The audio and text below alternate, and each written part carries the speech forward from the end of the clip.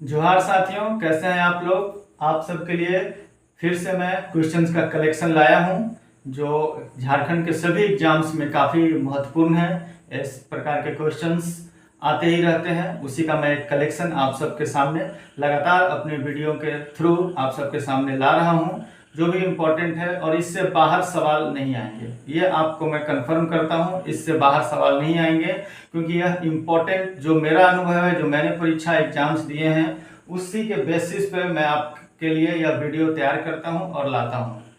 और आप सब जानते ही हैं कि झारखंड में अभी तत्काल हेमंत सरकार ने फैसला लिया है कि बहुत सारे एग्जाम्स को कैंसिल किया गया है, तो अब झारखंड में फिर से पुनः वह एग्ज़ाम करवाए जाएंगे। तो सब रेडी हो जाएं, अच्छे से मेहनत करें और अपने सपनों को पूरा करें।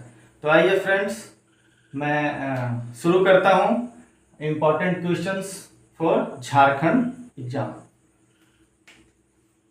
First elephant reserve in India. Bharat में पहला गज आरक्षित, इसको बोलते हैं हिंदी में एलिफेंट रिजर्व, जो भारत में सबसे प्रथम फर्स्ट एलिफेंट रिजर्व जो स्थापित किया गया था, वो हमारे झारखंड में ही किया गया था। पूरे भारत में पहला एलिफेंट रिजर्व वो झारखंड में कहाँ किया गया था? जमशेदपुर, पूर्वी सिंहभूम, जिसे पूर्वी सिंहभूम से भी हम लोग जानते हैं। तो जमशेदपुर में किया गया था और 2001 में किया गया था, 2001 में किया गया था।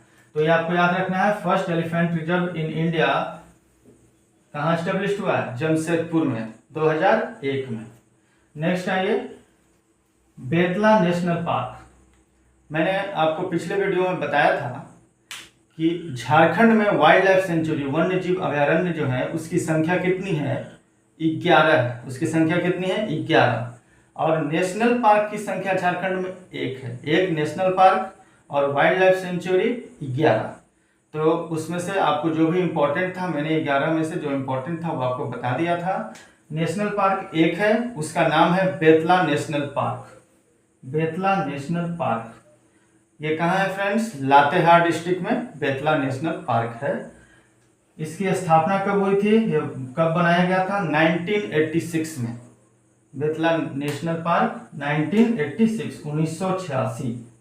और इसका एरिया भी आपको ध्यान में रखना है, क्योंकि एग्जाम्स में एरिया भी पूछे जाते हैं।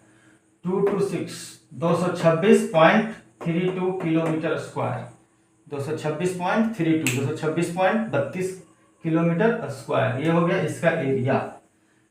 बेतला नेशनल पार्क जो हमारे झारखंड में एकमात्र नेशनल पार्क है, तो इसकी जानकारी होनी ही चाहिए। लातेहार में है, 1986 में बना, 226.32 किलोमीटर स्क्वायर है इसका एरिया है। अब फ्रेंड्स आइए, शहीद निर्मल महतो पार्क का आप नाम सुने होंगे। शहीद निर्मल महतो पार्क कहाँ है? ये शहीद निर्मल महतो पार्क ये हमारे हजारीबाग में। अच्छा, शहीद झारखंड में पर्यावरण को बचाने के लिए या पार्कों के मैनेजमेंट के लिए झार पार्क्स एक मुहिम चलाया गया है गवर्नमेंट की तरफ से। क्या नाम है उसका? झार पार्क। इस झार पार्क के अंतर्गत पूरे झारखंड में 10 पार्क आते हैं। जिस 10 पार्क में एक पार्क है आपका शहीद निर्मल महतो पार्क, जो कि हजारीबाग में है। इसके अलावा 5 या 6 पार्क रांची में है, जिसमें आपका ऑक्सीजन पार्क है, और भी पार्क है, लेकिन जो मैं आपको इम्पोर्टेंट लगा मैंने आपको यहाँ लिखा है, Shaheed Nirmal Mahto park is in Hazaribagh. ठीक है फ्रेंड्स, आगे आइए। इसी से रिलेटेड है, जैसे झारखंड जैव विविधता बोर्ड। झारखंड जैव विविधता बोर्ड का निर्माण कब किया गया था? 2007 में। और वैसे इंडिया लेवल पे जैव विविधता, बायोडाइवर्सिटी जिसको बोलते हैं, उसका बोर्ड बना था 2002 में, लेकिन झारखंड में 5 साल के बाद बना, 2007 में। अब बायोडाइवर्सिटी पार्क कहाँ है? बायोडाइवर्सिटी पार्क झारखंड में कहाँ पे है? तो ये रांची में है। रांची में कहाँ है? नामकुम जगह है एक, रांची में वहीं है। और नामकुम में अगर कहाँ है, तो लाल खटंगा जगह का नाम है नामकुम में। तो लाल खटंगा में बायोडाइवर्सिटी पार्क को स्थापित किया गया। ये 2012 में बनाया गया है, बायोडाइवर्सिटी पार्क 2012 में। ये लाल खटंगा नामकुम में है। तो ये आपको ध्यान रखना है, जैव विविधता, झारखंड जैव विविधता बोर्ड 2007, बायोडाइवर्सिटी पार्क कहाँ है? लाल खटंगा नामकुम, रांची। अब आइए कुछ मैं आपको पश्चिम बिहार जो झारखंड में है उसका आपको जानकारी दूं। तेनूघाट पश्चिम बिहार और चंद्रपुरा पश्चिम बिहार, ये दो पश्चिम बिहार है, दोनों बोकारो में। देखिए ये सारी चीज़ें आपको बुक में भी मिल जाएंगे, जो बहुत सारे बुक हैं मार्केट में, लेकिन मैं आपको उसमें से जो उसका समरी है उसको जो इम्पोर्टेंट्स है पूरा बुक पढ़ेंगे, काफ़ी आपका टाइम भी जाएगा और थोड़ा बोरिंग भी हो सकता है। तो मैं इसको उसमें से जो समरी है जो इम्पोर्टेंट है उसको बाहर निकाल के आपको बता रहा हूँ। तेनूघाट पश्चिम बिहार और चंद्रपुरा पश्चिम बिहार, ये दोनों बोकारो में है, तेनूघाट और चंद्रपुरा, तो ये आपको ध्यान रखना है। फिर एक है ईचागढ़ पश्चिम बिहार, ये आपका कहाँ है, सरायकेला खरसावां, ईचागढ़ पश्चिम बिहार। और उधवा झील पश्चिम बिहार, ये आप जानते हैं साहेबगंज में है। तो ईचागढ़, सरायकेला खरसावां, तेनूघाट, चंद्रपुरा, ये सब आपको ध्यान में रखना है। नेक्स्ट है ये जैसे यूरेनियम खनिज जो है वो झारखंड में, पूरे भारत में 100% अगर उसका उत्पादन या उसका भंडार जो है झारखंड में ही है और कहीं नहीं है पूरे भारत में। तो यूरेनियम झारखंड में है कहाँ, कौन कौन से जगहों पर इसका खान है, इसे ये है। तो आपको जादूगोड़ा ध्यान रखना है, 3-4 जगह है, जादूगोड़ा, तुरामडी, नरवा पहाड़ और धालभूमगढ़, ये इंपॉर्टेंट प्लेस हैं। आप कमेंट बॉक्स में बताइएगा कि जादूगोड़ा झारखंड में किस जिले में आता है, किस जिले में ये जादूगोड़ा। तो ये जादूगोड़ा, तुरामडी, नरवा पहाड़ और धालभूमगढ़। तो ये हो गया आपका यूरेनियम का, कहाँ कहाँ यूरेनियम पाए जाते हैं। पिछले वीडियो में मैंने आपसे पूछा था कि झारखंड में सबसे ज़्यादा शिक्षित जिला मैंने आपको बता दिया था, सबसे ज़्यादा लिटरेट, ज़्यादा एजुकेशन कहाँ है, ज़्यादा लिटरेसी रेट किस जिले का है, तो वो रांची था। सबसे कम लिटरेसी रेट आपसे मैंने पूछा था कि आप बताइए, तो उसका क्या होगा साथी आंसर, सबसे कम जो है जहाँ पर लिटरेसी रेट है वो है पाकुड़ डिस्ट्रिक्ट, सबसे कम लिटरेसी रेट पाकुड़ डिस्ट्रिक्ट का है।